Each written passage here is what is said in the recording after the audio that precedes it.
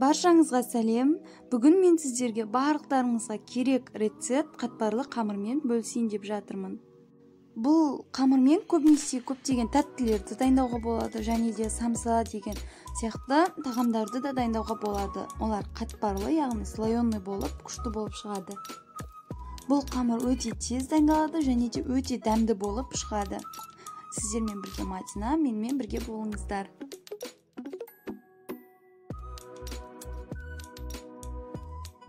Ең бірінші ұнымызды ситадан өткізіп аламыз, және де оған осылай шұңқыр жасайтын боламыз. Бізге үккіш қажет болады, және де мен маргарин қолданамын. Маргаринді осылай ұнға аунату арқылы үккіштен өткізіп отырамыз. Әр өткізген сайын ұнға міндетті түрде аунатып отырамыз. Себебі біздің маргариніміз еріп кетпеуі қажет.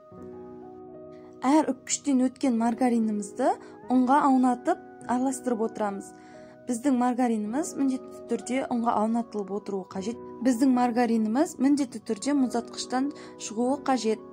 Өте салқын болуы тиіс. Осылай барлығын өткізіп шығамыз.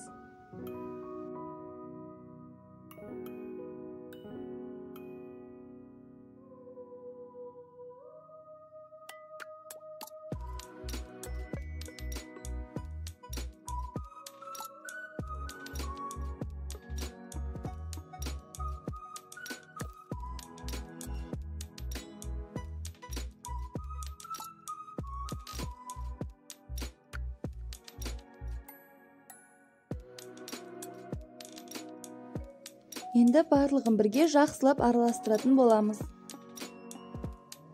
Енді суымызды аламыз. Су міндетті түрде мұздатқыштан шығуы қажет.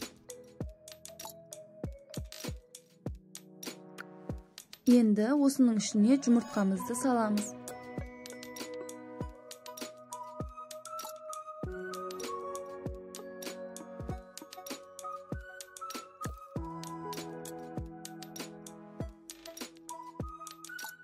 Бір шай қасық тұзымызды саламыз, және де уксус салатын боламыз.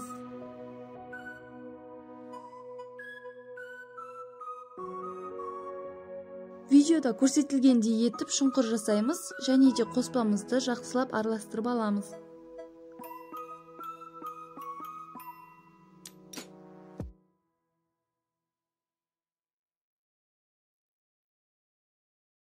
Енді аз-аздан құйып отырып, қамырымызды жинайтын боламыз. Яғни біз қамыр илемейміз, тек қана қамырымызды жинайтын боламыз. Бұны тез істеуіміз қажет, себебі біздің ішіндегі маргариніміз еріп кетпеуі керек. Барлығы өз температурасында болу керек, сонда ғана біздің қамырымыз қатпарлы, әдемі болып шығады.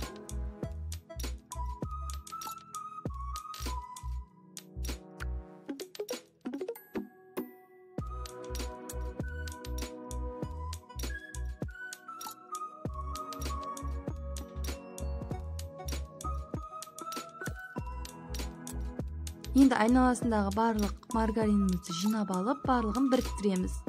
Қайталап айтамын, біз қамыр илемейміз, тек қана қамырды жинаймыз.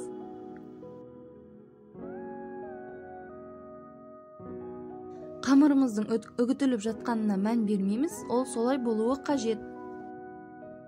Енді қамырымызды арнайы салафанға салып қоямыз. Бір форма берсеңіз де болады өзіңіз. Және де үгітіліп жатқан қамырларымызды жаңағы қамырымыздың үстіне барлығын қойып салып жіберсеңіз болады.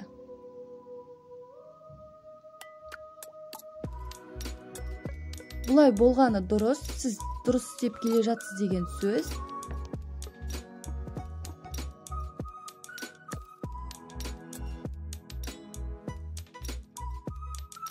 Енді салафанымыздың бетін жауып, салафанның ішінде де жақсылап біріктіретін боламыз. Қамырымызды 12 сағатқа міндетті түрде морозильникке, яғни мұздатқышқа жібереміз. Мінекей, менің қамырларым осындай болып шықты. Ішіндегі маргариндеріміз. Міндетті түрде жасап көріңіздер. Сіздермен болған Мадина, менің арнама тіркеліп, лайк басып кетуді ұмытпаңыздар. Ас болсын!